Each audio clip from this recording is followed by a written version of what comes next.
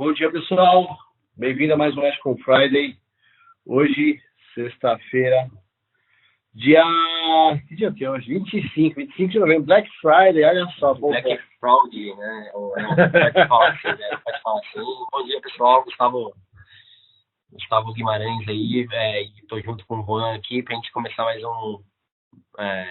eu ia falar Black Friday. Mais um Black Friday, mais uma Black Friday, né? Eu ia falar Black Friday, mas é isso aí, pessoal. Tá, hoje a gente vai um pouco mais técnico, tá? Mas eu acho que é interessante a gente comentar, tá? Que é basicamente como são as duas principais formas de gerenciamento do Azure, né? A gente vai comentar como funciona, uma coisa ou outra, mostrar algumas dicas, né? Quais são as principais características de um e do outro, tá? É um pouquinho mais técnico, mas serve para vocês orientarem, até para tirarem dúvidas, de quando perguntarem para você, mas eu tenho o Open, eu tenho cartão de crédito, eu tenho o CSP, como é que funciona cada um deles.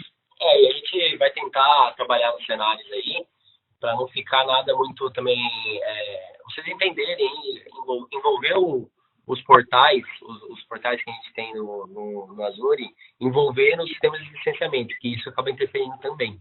Mas a gente vai tentar fazer de uma forma que fique mais claro e não fique tão tecniquez assim. Tá bom? Beleza, só vou dar mais uns 5 minutinhos, para ver se chega mais alguém. Tá? Antes de mais nada, para quem está aí, gostaria de saber se vocês estão ouvindo, vocês conseguem ouvir a gente, conseguem ver aí a telinha do Ashcon Friday, dá um feedback para a gente, por favor.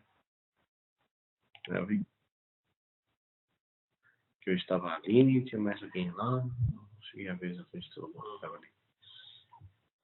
Bom, pessoal, a gente faz aqui uns 4 minutinhos, tá? E aí a gente já dá continuidade para isso aí. Valeu, pessoal. Valeu.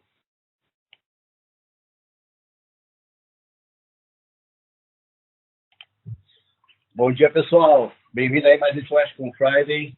Hoje, dia 25 de novembro, Black Friday. Tá, pessoal, lá dos Estados Unidos já está tranquilinho. Se matando lá na loja para pegar as promoções. Os eletrônicos, né? Os iPhones, os Macs. Porque lá realmente o negócio funciona, né? E, infelizmente, a gente pelo menos quer acordar também até meia-noite. Aí eles conseguiram uma promoçãozinha, mas, cara, nada que... Baixou, nas coisas que eu tô olhando, baixou R$50, cara. De R$1.000, né? Uma coisa que custava 1.000 e pouco reais, baixou só 50. Que legal. Também dos outros foi pra... 1.150. Cara, é impressionante. Né?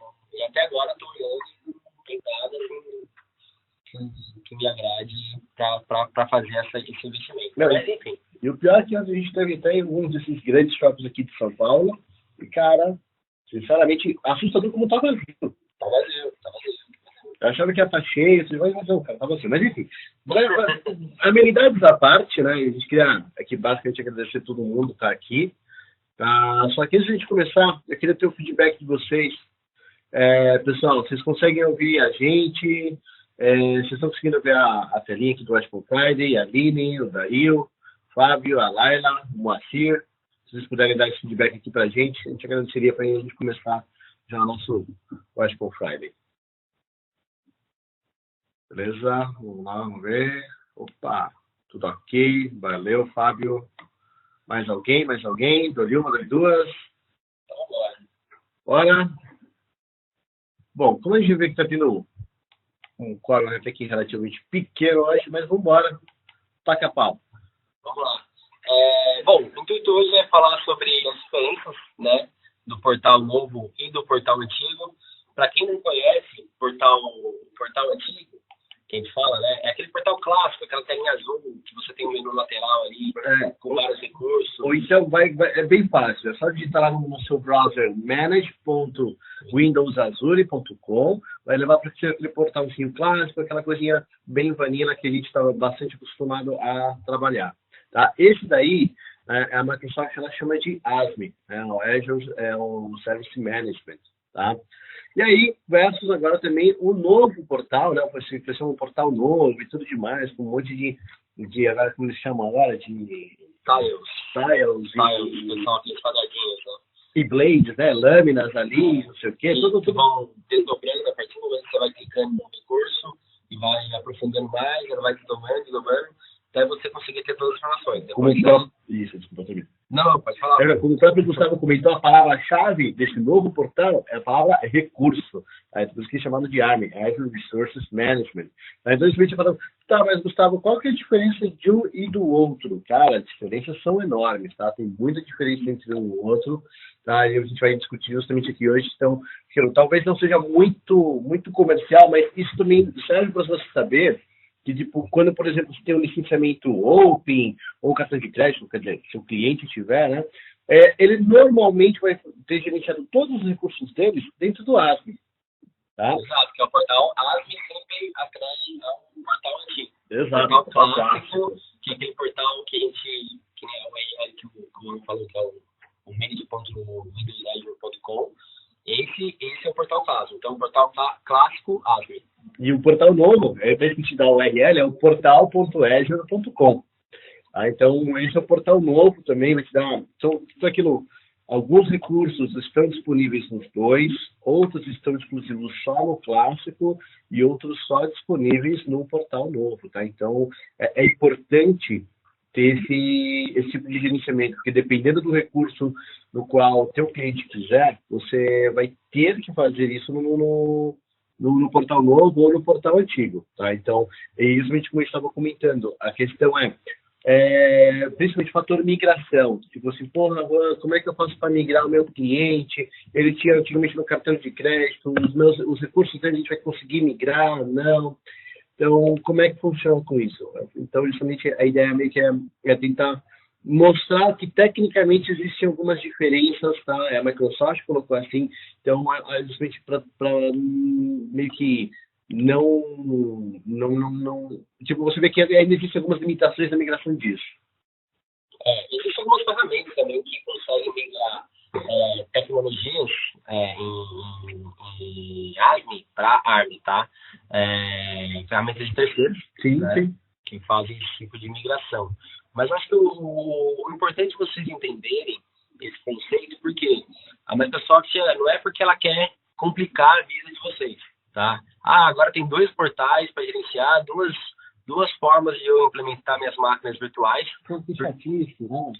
É chato, realmente um pouco complexo, porque quem iniciou com o Azure há uns 1 ano atrás, 2 anos atrás, tinha um portal, entendia o conceito, agora está tendo que se readaptar e se reinventar para poder trabalhar com essa, digamos assim, essa nova forma de trabalho. O que me preocupa às vezes é que justamente que o pessoal, a maioria das vendas, sendo claro, ela já tem medo por si só do Azure, seja lá como for. Na hora que você começa a descobrir que tem 2 portais, cara, simplesmente surta, você esquece. Tipo, não quero ir para a nuvem, não vou para a nuvem. Mas o novo portal, na verdade, ele não foi feito só para atender essa nova tecnologia, a tecnologia ARM, tá? E depois a gente vai explicar a definição do que é o ARM, tá? É mais para vocês entenderem o porquê a Microsoft entrou nessa nova linha. Devido até a AWS, né? O Juan estava até comentando comigo, eu não sabia. Na verdade, o que acontece? Quando, basicamente, estamos falando aqui principalmente naquilo que a gente mais utiliza hoje em dia, que é a infraestrutura como serviço, né? O IaaS. Né? Quando a gente oferecia o IaaS, o que acontece? A gente, tanto o Azure quanto o AWS, na época, né, a gente você conseguia fornecer máquinas virtuais, storages e infraestruturas de um modo em geral. Só que o que acabava acontecendo? Né? No IaaS, né, você, digamos, no ASM, o que acontece? Você chegava e você somente gerenciava os serviços, entregava para o seu cliente, né, a infraestrutura, mas como serviço. Então, aquilo que acontece? Você chegava e entregava para o seu cliente final, o direito que era o dono da assinatura e basicamente ele era dono de quase todos os serviços que estavam ali. Só que o que acontece? Aí, então, chegou a AWS com um serviço, para quem está familiarizado, chamado de IAM, ou IAM, no caso, né? Identity and Access Management. O que era isso? Basicamente, era poder entregar granularidade, né, e principalmente políticas de acesso para os recursos. Não era uma questão de política e acesso como um AD, por exemplo. Não, era para o próprio recurso. Então, o que acontece? Aquele cara falou assim, olha, a gente tem uma assinatura de uma máquina virtual, por exemplo, Gustavo e eu, né? Nós somos ali donos da empresa, a gente vai gerenciar, só que aquilo, Eu quero ter o acesso completo das máquinas, só que eu quero que o Gustavo, de repente, ele tenha só acesso à leitura das máquinas. Quer dizer, só o acesso às máquinas, mas que ele não possa mexer na storage, por exemplo. Porque ele é bom de máquina virtual, né, e ele não é tão bom assim de storage, eu não quero que, de repente, ele faça uma cagada e vice-versa. Entendeu? Só que isso no ASME não era possível. Simplesmente o Guen e o Gustavo eram donos de tudo e acabou. Era meio que 1 ou 0. Ou ele é dono de tudo, ou ele não é dono de porra nenhuma. Né? Então, meio que nessa brincadeira, e como a AWS tomou a vantagem, lembra? Como a gente falou no Ascom Friday passado. A gente não está aqui para seguir querer só levantar a bola da Microsoft. Isso está sendo real. Tá? E como a gente falou, tipo, a AWS, nesses aspectos, ele sempre está um pouquinho mais à frente. O Gartner mostra isso. Então, são essas pequenas diferenças em que mostram o porquê que a AWS ainda continua, pelo menos ainda nesse ano, com uma pequena vantagem. Então, nessa época, a AWS lançou esse recurso, meio que a Microsoft também, para não ficar atrás, lançou o ARM. Então, aí lançou um segundo portal, meio que no desespero. Na época, no começo, para quem lembra da história do Azure, porque ano passado quase nada funcionava em ARM. Então, muitas coisas tipo, tinham que ser jogadas, você ficava meio que pingando entre um portal e outro. Isso acabou gerando também um certo desconforto. Tá? E que no decorrer deste ano, a Microsoft ela tem corrido bastante. Tá? Você vê o esforço do pessoal e eles estão correndo atrás. Então, hoje em dia, você nessa parte de identidade e granularidade de, digamos, de autorizações, de permissões, os dois basicamente oferecem o mesmo serviço. Exato. E passando para o próximo slide aqui, acho que fica um pouquinho melhor de vocês entenderem esse conceito das duas arquiteturas. Então, no canto esquerdo desse slide, você tem um modelo clássico, que, em outras palavras, eles chamam de versão 1, né, ou ASME. Esse é o modelo clássico, que a gente conseguia segmentar uma estrutura de IaaS não tão bem como hoje a gente tem trabalhando com grupos de recursos, né, dentro do Resource Manager, que é um portal novo. E graus de dependências, que isso que é uma coisa que é importante, que você podia fazer um único serviço que pudessem oferecer para vários outros recursos, para várias outras situações. Tipo, eu tenho um banco de dados, só que eu quero que, de repente, minha máquina virtual use, eu quero que, de repente, uma outra conta eu possa utilizar aquele outro serviço, mas não tendo que usar via web, internamente mesmo. Então, assim, basicamente, para quem está administrando o Azure, né, fica muito mais fácil de trabalhar com, por exemplo, dentro de uma máquina virtual. No modelo clássico, você tinha o Cloud Service e você tinha algumas opções referentes ao load balance, a AVP da máquina, mas eram opções dentro do Cloud Service, tá? Então, ficava tudo atrelado a um recurso só. Hoje, a Microsoft, o que ela fez? Ela expandiu, né? Ela deixou deu um nível de independência para vários outros recursos que, porventura, o administrador da rede vai poder administrar de forma individual, né? Então, por exemplo, você tem a máquina virtual, aí você tem a placa de rede dessa máquina virtual, você tem a rede que ela está atrelada, né? Essa máquina virtual vai estar atrelada, você tem todo o conceito de load balance, os IPs, tanto externos como internos, para você administrar de forma individual, né?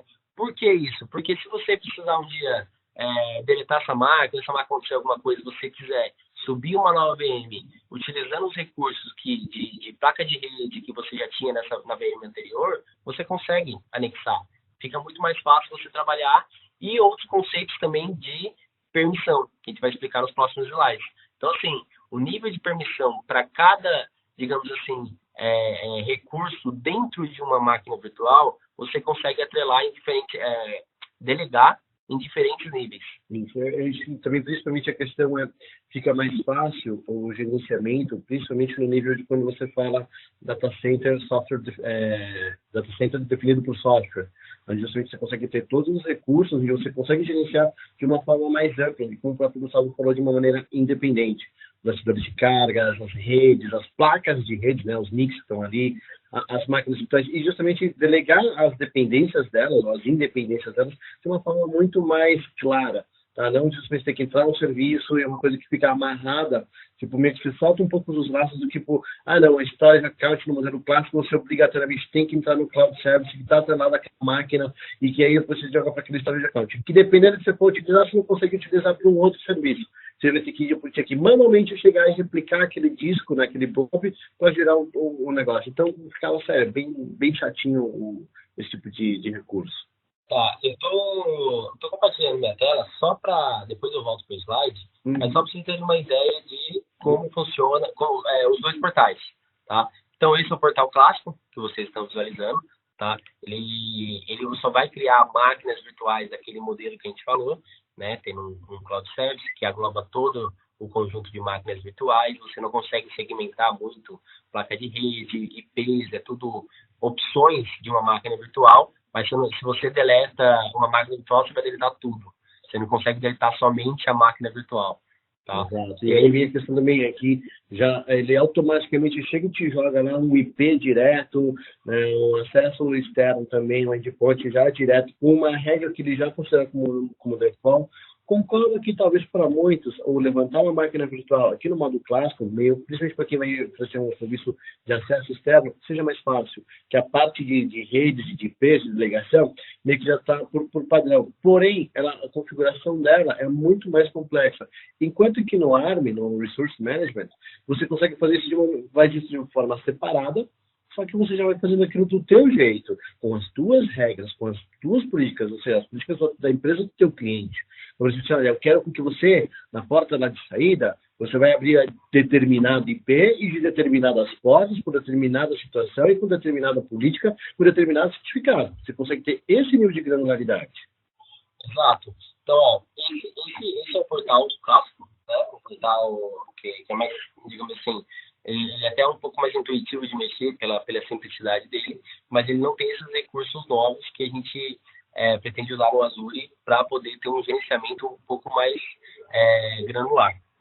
A Microsoft não tem uma data ainda para desabilitar o acesso a esse portal. Provavelmente não vai. Exato. Ela vai continuando, mas eu acredito que uma hora ela vai cortar. Sim. Porque, ó, até aqui, ó, isso aqui é novidade para mim. Tem os aplicativos web que antes você poderia criar por aqui, você não vai poder criar mais. Agora, a partir do ano que vem... De tempo em tempo, basicamente eles vão começar... O que acontece? Não tem mais atualizações de serviços para esse padrão. Então, meio que o que tem é aquilo que ainda está disponível, meio que eles não vão utilizar isso por mais um tempo, mas como sabe que gradativamente o portal vai sumir, vai ficar com a menor quantidade de serviços possíveis. Mas todos os upgrades, todos os novos serviços, todas as novas atualizações são todas montadas aí, como o Gustavo está mostrando, no portal novo. Se vocês observarem também já no menuzinho lateral ali, já tem bem mais serviços do que no portal clássico. Exato. Então, tudo vai fazer parte desse portal. Então, assim, os clientes que estão adquirindo assinaturas do Azure agora, independente do modelo de licenciamento, na verdade, isso interfere bastante, porque em CSP, ele não tem acesso mais ao portal antigo. É bom lembrar. Se você tentar ter uma assinatura em CSP e colocar lá manage.windowsazure.com, você não vai conseguir acessar. Vai dar um erro e você não vai conseguir acessar. Justamente para, digamos assim, forçar os novos clientes a acessarem esse novo conceito, essa nova plataforma. Meio que e ainda assim, tipo, a única coisa que você vai conseguir acessar quando você tem uma assinatura CSP no manage.windows Azure, tipo, é o Active Directory, que isso é a única coisa que eles conversam entre os dois. Tipo, de repente, eu quero de repente juntar os dois, digamos, o Active Directory antigo com o novo. Tudo bem que agora já no portal novo já tem, mas até 2 meses atrás, por exemplo, você queria fazer de repente integração de dois Active Directories, parte do trabalho você ainda tinha que fazer no portal antigo, vincular com uma conta Windows Account, cara, era um puta de um parto, uma coisa chata pra caramba, mas que você tinha que fazer, que era a única forma que você tinha de delegar esse tipo de permissão para pessoas que estavam fora do Active Directory daqui. Entendeu? Então era meio chatinho, mas enfim. Agora, claro, como a gente falou, a Microsoft está trabalhando, está atualizando isso daí, só que aquilo, quando você ainda chegar e talvez entrar ainda dentro do manage.windowsazure.com com uma conta de CSP, o máximo que você vai ter acesso, tá, vai ser ao Active Directory, nada mais do que isso. Exato. Então, a ideia que a gente quer aplicar aqui para vocês é justamente utilizar o novo portal, tá? para não ter nenhum tipo de problema, vocês já se habituarem, e para clientes antigos ainda que tem alguma estrutura armazenada ainda no conceito clássico, né? A gente sugere que se prepare para poder atuar no modelo ARM, que é o modelo mais novo, para também usufruir dos novos recursos, né? Aí justamente uma das ferramentas que aquilo. Aí você fala, poxa, tá, mas Gustavo, como é que eu faço para migrar isso? Isso é possível? Não, tá. Até algum tempo atrás a gente falava, cara, o trabalho manual, a migração sim é possível, sempre é possível você migrar, porém muitas coisas é um processo manual. Ou você fazia isso basicamente de uma maneira bem arcaica, que era basicamente pegar as histórias da accounts, descer, ou usar um AZ copy, por exemplo, né, que ele fazia a cópia só do que era do storage, mas todos os outros recursos você tinha que subir manualmente. Agora estão começando a surgir algumas ferramentas que já te ajudam. Entre elas, eu ia falar que tem o MIGS, né, que é o Migration Azure, que basicamente o que ele faz? É um agente que você instalar no seu servidor, né, e aí você vai fazer vai colocar as credenciais da tua conta antiga, né, da onde você quer migrar, né, então a gente tem um Open, cartão de crédito, qualquer outro cacareco assim, e aí depois você vai colocar no próximo passo a conta de Azure nova, do modelo CSP, da tua assinatura que você migrou. Ele vai fazer uma análise de toda a infraestrutura que você tem, tá, com todo o account, as VMs, VPNs, caramba, as IPs que você tiver, e vai jogar, na verdade, o que faz? Ele vai te dizer o que você consegue migrar para o CSP. Dali, uma vez que você quer migrar esse recurso, tá? Ele vai chegar e vai te jogar todos os arquivos JSON, todos os scripts que você tem que rodar, né? Ou que ele mesmo pode fazer ou rodar internamente dentro do Azure, para que você justamente consiga migrar. Só que ele ainda não migra tudo, tá? Ele não migra copies, por exemplo. Então, backup, disaster recovery, cara, isso aí você ainda não vai conseguir migrar. Então, isso é uma coisa que acho que é importante a gente salientar, mas estão surgindo novas ferramentas, cada vez isso está se transformando cada vez um desafio menor, né, para a gente conseguir trabalhar em cima disso. Então, mas acho que é importante a gente justamente mostrar isso, tipo, que funciona uma arquitetura diferente, que quando a gente fala que, para muitas das revendas, a gente já falou que a gente não consegue migrar, ou que a migração não é um processo simples, basicamente é por causa disso que está ali no slide, tá? Tipo, para a estrutura dos serviços serem diferentes. Então, por isso que a gente estava meio que agora mostrando, tipo, ó, existem agora já novos processos, aprimorações que permitem que a gente faça esse tipo de migração. E aproveitando o gancho do Juan que ele comentou de desafio, o porquê, né, da Microsoft criar essa nova arquitetura para poder atender algumas demandas que antes não eram suportadas, tá? Então, a questão que a gente comentou aqui de monitoramento, né, e alerta, né, monitoramento não, desculpa, de atribuir permissões. A gente consegue atribuir permissões num nível mais específico, né? Antes, ou você era dono de tudo, ou você era dono de nada, né? Quem não comentou. Então, hoje a gente consegue atribuir permissões específicas, além dos sessões de grupos que a gente tem, você consegue ir mais a fundo dentro da VM e atribuir até permissões naquela placa de rede, naqueles itens, né, de endereços IPs que você precisa administrar para poder, enfim, mover entre as VMs, ou se você deletar uma VM, poder atribuir esse mesmo endereço, essa mesma placa para a nova VM que você vai criar. Enfim, você consegue atribuir permissões específicas com vários níveis pré-definidos que a Microsoft tem hoje, de uma maneira mais fácil.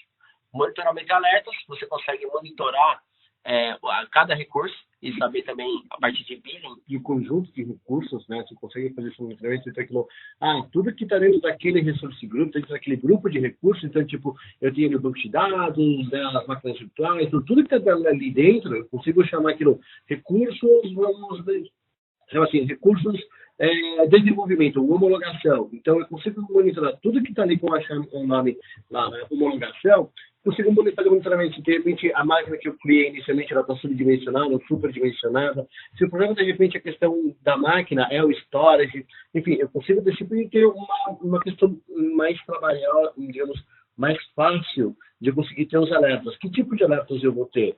vou ter que receber e-mails, eu vou pedir um alerta que ele me mande para algum outro lugar. Enfim, eu consigo trabalhar isso também de uma maneira um pouco mais fácil. Desculpa, Google. Não, aí, continua a parte de cobrança, né? Billing. A parte de billing, a gente vai falar depois, que é muito interessante porque você consegue definir, criar alertas, né? Para entender melhor a cobrança dentro do seu ambiente. Você tem o Azure, hoje você tem o Azure, você tem o departamento financeiro, o de marketing, você tem, sei lá, o desenvolvimento, produção, e você hoje não tem como segregar isso. Então, mais pra frente, você vai mostrar no slide que dá para você conseguir segregar o billing de cada um desses ambientes. Lógico que depende da configuração correta, você vai ter que organizar isso de uma forma bacana, tá? E já entrando nessa parte de organização, vem aí os grupos de recursos, né? Os resource groups dentro do Azure. O que eles fazem? Eles vão te dar essa, digamos assim, essa facilidade de você conseguir organizar todos os recursos e conseguir trabalhar eles como se fossem pequenos ambientes, né? Vamos supor aquilo que você de repente ali você subiu toda a infraestrutura de comunicação, toda a infraestrutura de TI de uma empresa. Então, você tem 10 máquinas virtuais, suponhamos com cada máquina virtual com 5 discos, tá? Várias placas de redes, inúmeros IPs que se conectam para fora, mais um website também bem poderoso, com várias saídas, redundantes, mas como é que você gerencia tudo isso daí? Na hora que você for ver ali no portal clássico, que fosse, ou no próprio portal ali novo, você vai ver uma lista de 50 coisas, de 200 coisas. Como é que você vai fazer isso, cara? Como é que você vai gerenciar tudo isso daí? Entendeu? Então, isso é uma coisa que a gente precisa ver. O pessoal está sem som? Pessoal? Tá, não, beleza. Então é o seguinte, como é que você consegue gerenciar tudo isso daí? Então, basicamente é o seguinte, você meio que chama isso por nomes, por grupos, né? Tipo, então assim, eu quero que uma máquina virtual, mais uns HDs, mais umas saídas de IPs, vai ser do grupo homologação, enquanto que do outro vai ser do grupo de faturamento. E assim vai. Um exemplo clássico é você tem o ambiente de produção e o ambiente de desenvolvimento. Isso. O que um ambiente de produção tem? Ele vai ter talvez uma ou várias máquinas virtuais, ele vai ter um banco de dados, ele vai ter um serviço de aplicação rodando lá, ele vai ter suas contas de armazenamento, enfim, você atrela tudo isso a um resource group. Vai ficar mais fácil você gerenciar a permissão, vai ficar mais fácil você entender, né, como trabalhar depois, e o seu ambiente do Azure vai crescer. Então, a partir do momento que você define esse tipo de organização, isso é um exemplo nosso, tá? Você pode criar resource groups para poder trabalhar só tudo que for máquina virtual, vai ficar dentro de um resource group. Eu não vou dividir por ambiente de produção ou ambiente de desenvolvimento. Eu quero só o que for máquina virtual, vai ficar dentro de um grupo de recursos. Então, assim, não existe uma regra definida de qual é a melhor prática. Depende da estratégia, de como a sua empresa trabalha. Mas você pode seguir essas duas vertentes, né, de organização para você facilitar o seu gerenciamento. Tá? Só respondendo aqui, o Daniel Moura perguntou por que começamos tão cedo, antes das 10h30? Entrou 10h10 e estava no slide 4. O nosso Watch on Friday sempre são das 10 às 11 horas, Daniel. Tá? Então, não sei se de repente o invite estava com o horário errado ou não, mas pode até conferir, pode conferir, mas normalmente por padrão é sempre das 10 às 11. Tá? Então, basicamente, até o slide 4, porque basicamente estava ali a partir da apresentação, eram 3 ou 4 slides ali de apresentação do tema. Estava 10h30. 10h30. Tá bom, então a gente pede até desculpa, né? Mas então a gente entra às 10 horas mesmo, tá? Então a gente pede desculpa aí. Em todo caso, a gente está gravando isso daqui, então vai ficar disponível no nosso site, no iCloud, e lá vocês podem pelo menos acompanhar essa primeira meia hora aí que a gente explicou basicamente os conceitos. Para quem chegou agora, tá, para a gente meio que fazer um resumão rápido, tá? Basicamente, qual que era a diferença? Mais uma vez, desculpa aí, pessoal, o Marcos, o Daniel, o Roberto, tá? Qual que é o detalhe? A gente pede desculpas, não sei porque talvez o pessoal de marketing mandou o invite com o horário errado, tá? Desculpa aos mesmos. Mas a questão é, a gente estava justamente fazendo aqui mostrando a diferença de qual que é a questão do ASM e do ARM, né? Do portal clássico, do Azure Service Management, tá? Que antigamente era como provisionavam-se os recursos da Microsoft, que eram baseados em serviço, e como está sendo feito agora no novo portal, no portal.azure, né? Que justamente é feito agora por recursos. Tá? Qual a diferença disso? Basicamente, é como você consegue gerenciar melhor cada um dos serviços que você entrega, dos recursos que você entrega, como você consegue gerenciar eles, como você consegue entregar permissões deles, basicamente fazendo uma pequena comparação com o que existia na Amazon, né, do IAM, né, do Identity and Access Management, do AWS, tá? Tipo, fazendo mais ou menos uma analogia, tá? E então, meio que estamos justamente começando a comparar o que é esse tal de Resource Groups.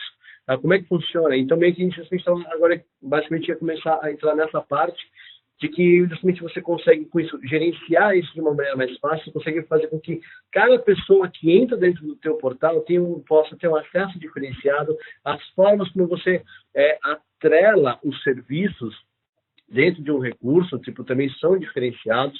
Tá? Então, é uma forma mais simples de você conseguir gerenciar isso. Então, basicamente, era isso onde a gente estava.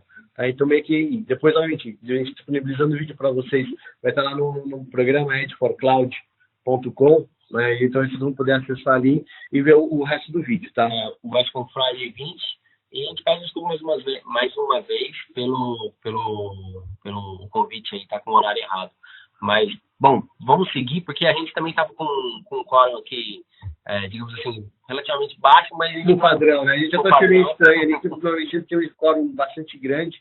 Hoje a gente estava com bem menos da metade, a gente achou meio estranho. Mas está explicado, E agora aqui, lembrando, mas todo mundo está aqui, é 10 horas. Não importa se é 11 horas, meio-dia, mas é 10 horas, toda sexta-feira, tá?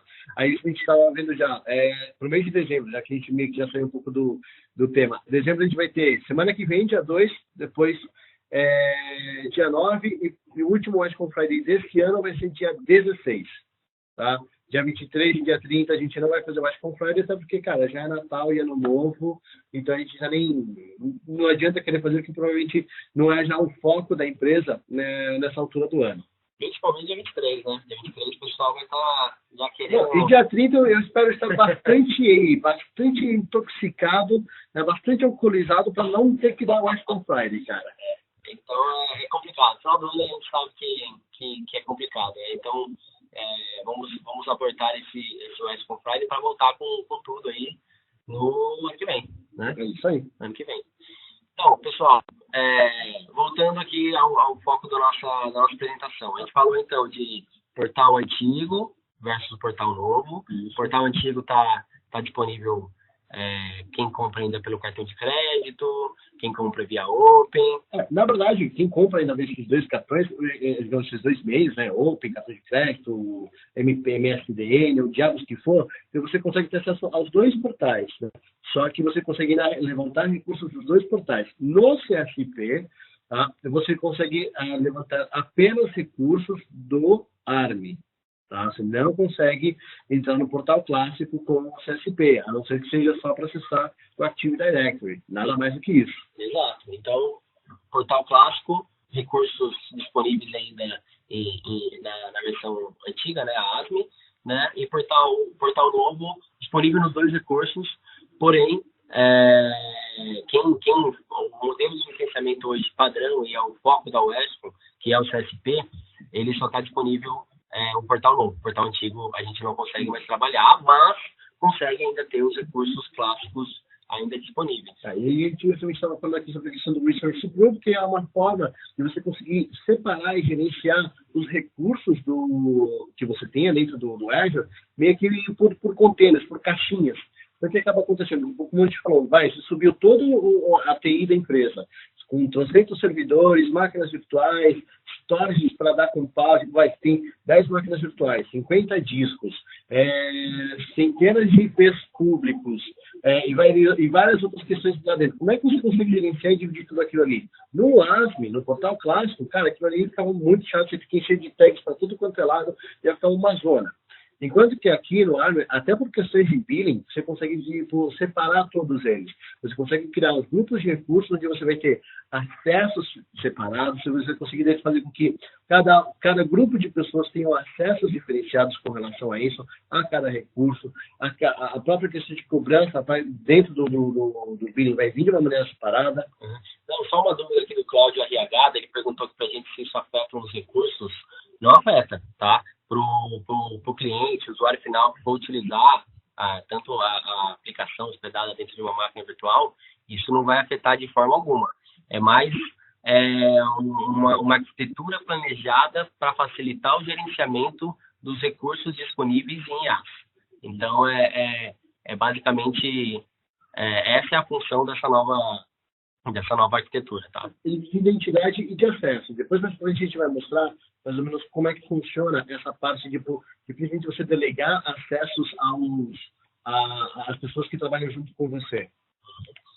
E aproveitando, né, dessa parte de gerenciamento que a gente está falando, é importante salientar também que o Azure possui um recurso novo, também disponível no portal novo, que é o recurso de tags, né?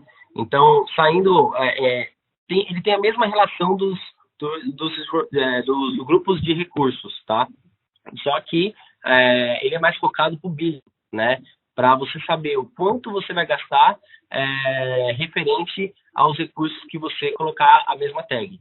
Então, eu coloquei a tag nas máquinas virtuais do meu ambiente de produção, eu coloquei uma tag lá de produção, e no meu ambiente de desenvolvimento eu coloquei uma tag de desenvolvimento. Então, no billing, eu vou conseguir diferenciar o que é o meu gasto do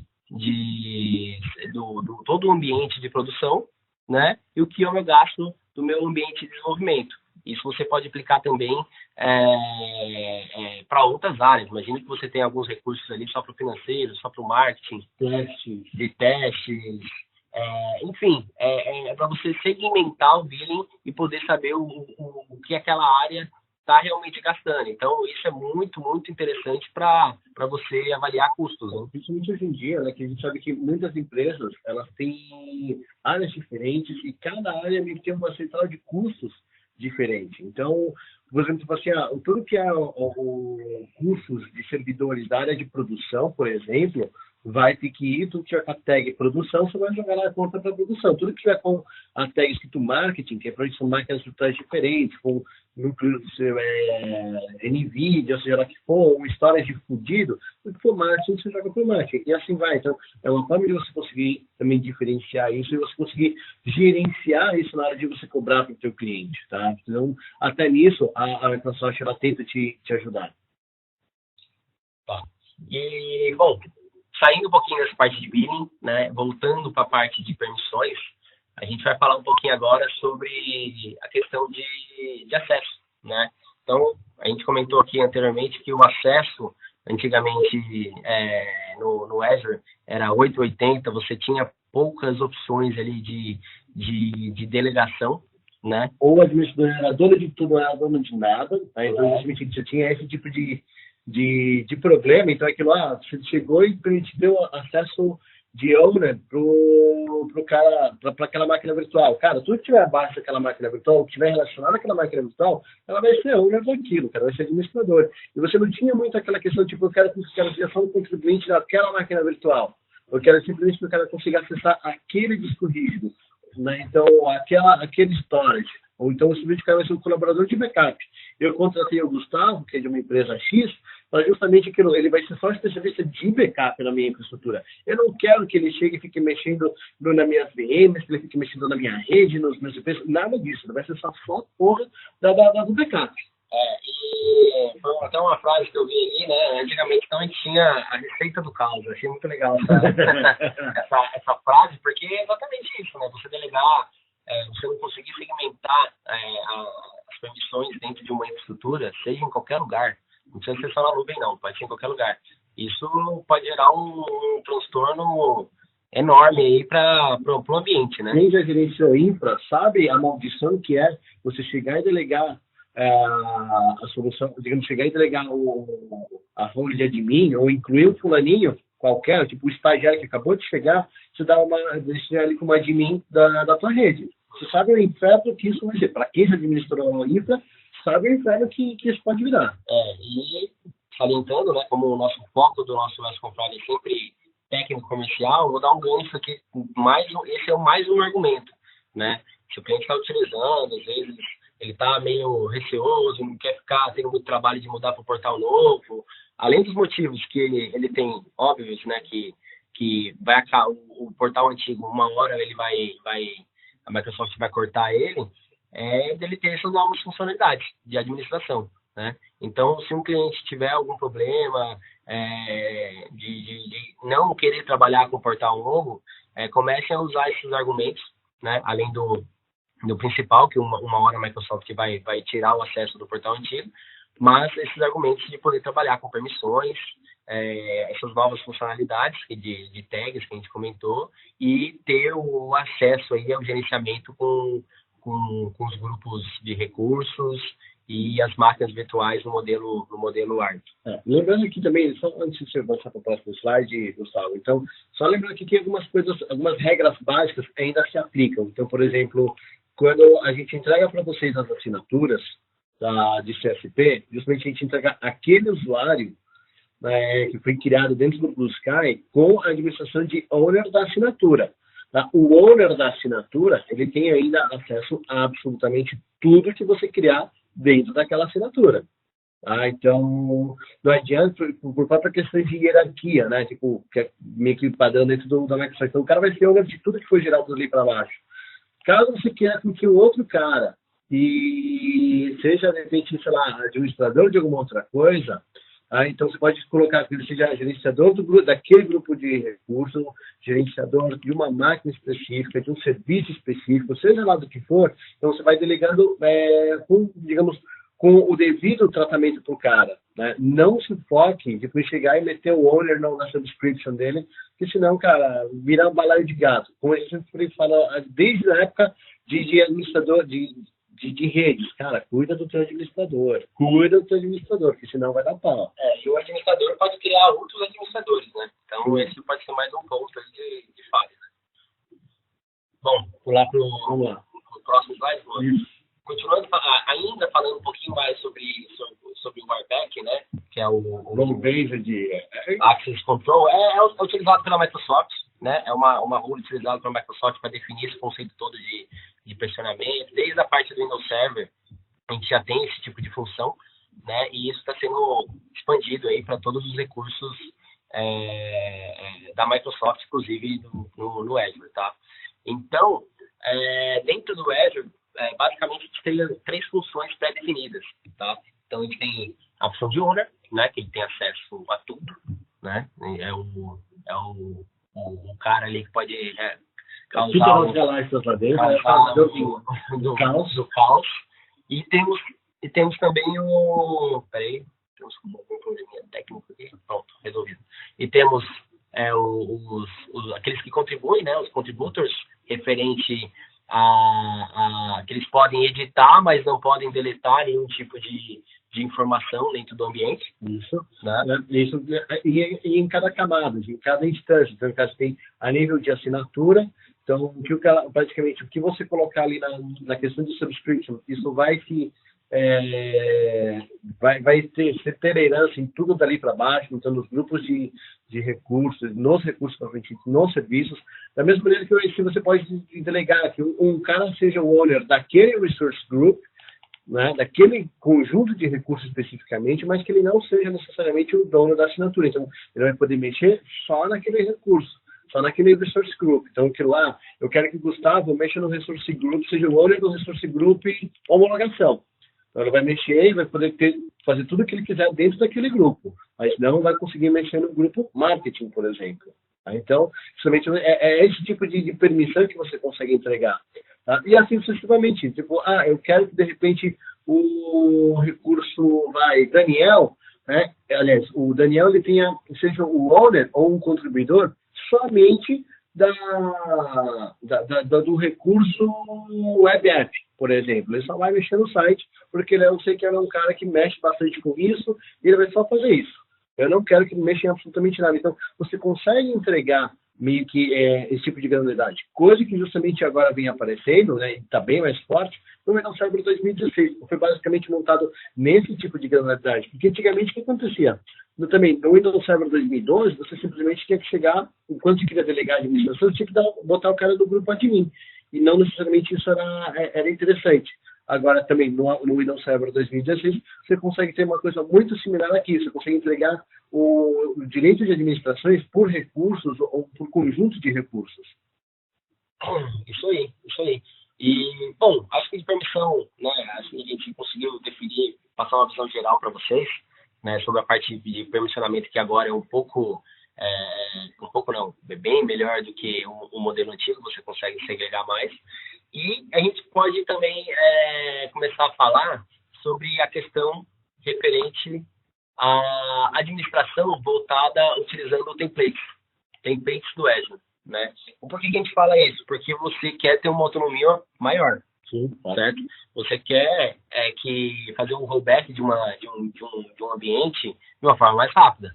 Você não quer pegar a interface gráfica lá e criando item por item toda hora.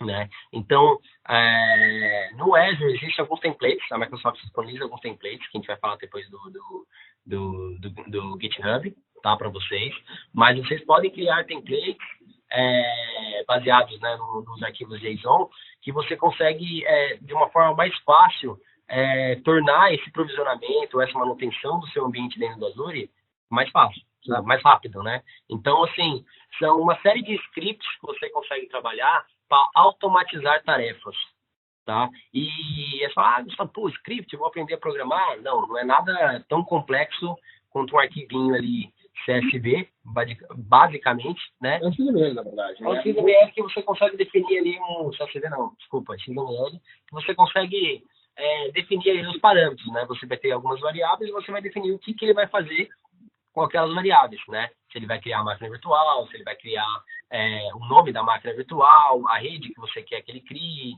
né? Enfim, quantas subnets, as contas de storage, você vai colocando em cada linha os itens que você quer que o Azure crie, e isso se torna muito mais fácil o processo. Para quem de repente não manja muito JSON ou alguma coisa assim, tipo, basicamente ele lembra, de certa forma, o arquivo, digamos, o linguagem de programação C, tá? Assim como também os próprios commandlets do Azure. Você vai ver que vai lembrar, de certa forma, a arquitetura da linguagem C, mas, cara, tipo, assim, vou ter que ver especialista em programação. Agora, cara, especialista não, mas algum conhecimento você vai ter, porque, queira ou não, ainda alguns recursos, você precisa ter digamos, vai ter que fazer via PowerShell. Ainda algumas coisas precisam ser feitas via PowerShell. Exato. Então, imagina, Gustavo, eu não vou saber nem por onde começar, né? Essa questão aí de automatizar o meu ambiente, ou criar alguns scripts para facilitar a utilização, o rollback da infraestrutura que eu criei, enfim. Por onde é o meu ponto de partida? Aí nós temos um repositório dentro desse... Essa é a próxima. Eu acho que é esse aqui. Não. Aí. Bom, nós temos alguns templates já prontos, né? Então, imagina assim, eu quero criar uma VPN site-to-site, né? O que eu preciso para criar uma VPN site-to-site? Preciso de um gateway, eu preciso definir a rede local, a subnet que ele vai se conectar, né? A chave compartilhada.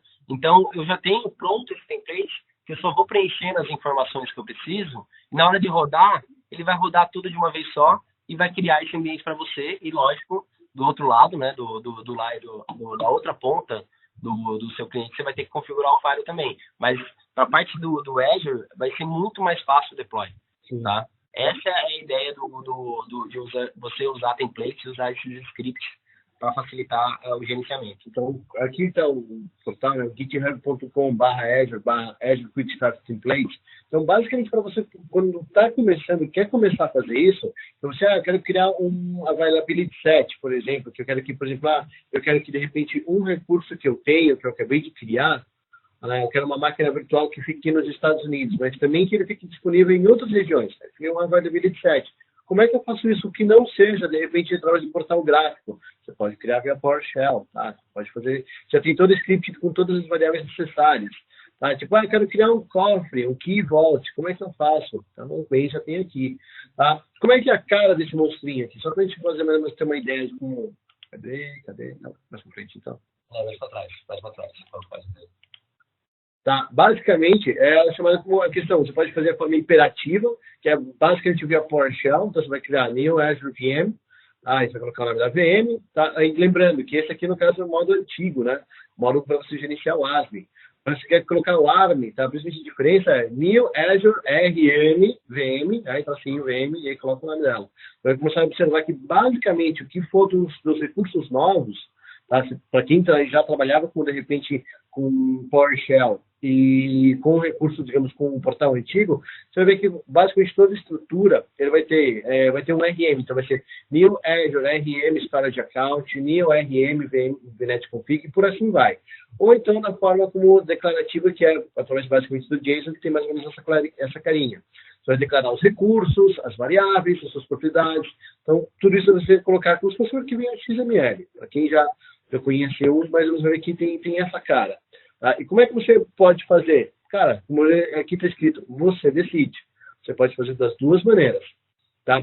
Lembrando que a ideia do script, do JSON, é que basicamente você já consegue meio que fazer todo um processo já mais automatizado. Tipo, você consegue gerenciar ele, digamos, fazer com que ele faça de uma forma repetitiva. Não que você também não consiga com a forma imperativa. Só que você vai ter o arquivinho lá, o PS1, né, que é o arquivinho lá de PowerShell, e também você pode deixar ali para, em um determinado momento, ele chegar e rodar aquilo ali. Tá, pessoal, vi algumas mensagens aqui. Vocês estão com áudio? Tá todo mundo conseguindo nos ouvir? Porque tem um ou outro aqui que comentou que a gente está sem... O áudio não está funcionando. Exato. Áudio ok, Cláudio. Mais alguém lá no PIR? Não, lá embaixo. Peraí, aqui, ó.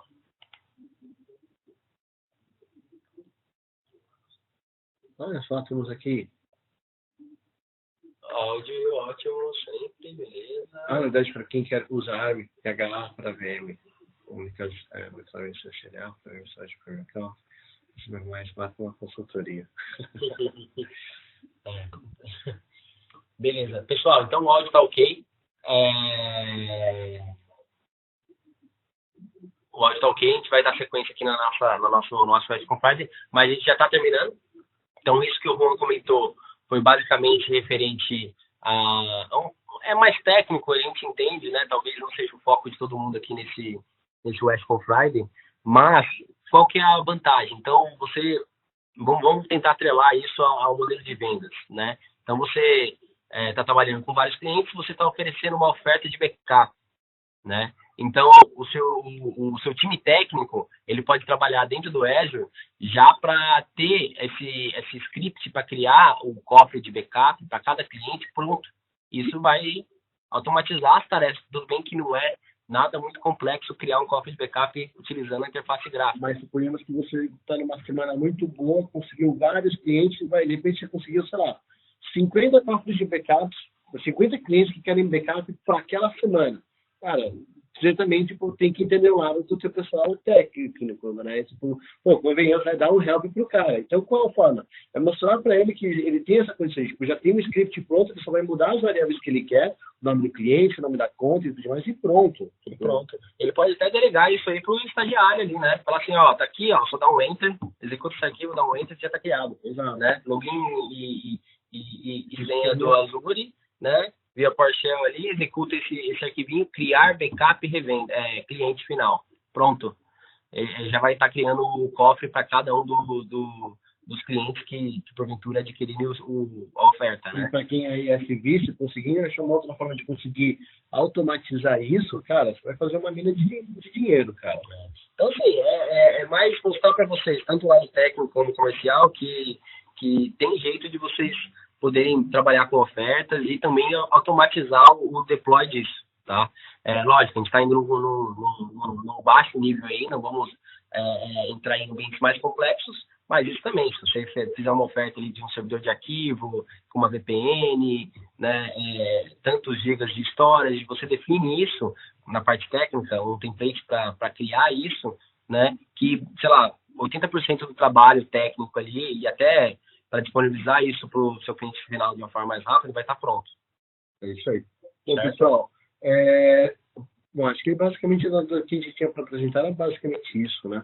Tá, uma coisa que a gente queria comentar, tá, até que pediram para a gente, pessoal de marketing, tá, que agora, mais pro final, acho que já essa semana, ou máximo na próxima, a gente vai começar a falar sobre o Washpon Friday Club, tá?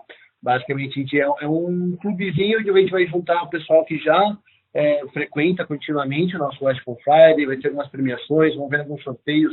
Eu acho que até o final do ano vocês já vão receber alguns brindes para quem já participa aqui. E meio que a ideia é a gente conseguir concentrar um pouco mais o pessoal que já normalmente já costuma a participar do nosso Washpon Friday, tá? Então, basicamente, vocês vão receber já o e-mail mostrando como é que fazer para você se cadastrar, tem um portalzinho ali, acho que também deve estar no Edge for Cloud, tá? Justamente para vocês se cadastrarem, para pertencerem a esse clube, que aí vocês vão receber já um brindezinho, uma canequinha que acho que é bem bonitinha.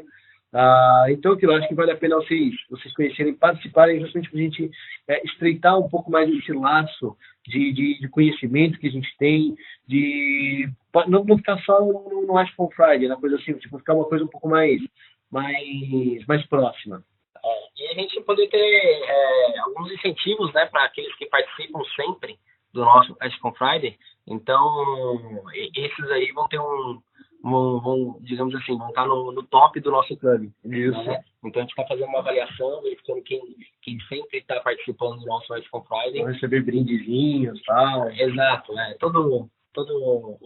Ninguém tá falando que vai ser uma viagem para Cancún, né? Tem uma semana tudo pago, mas de repente, sei lá, um ingresso no cinema, uma caneca, sei lá, alguma coisa assim, né? Porque o nosso orçamento aqui também não tá muito... Tô brincando.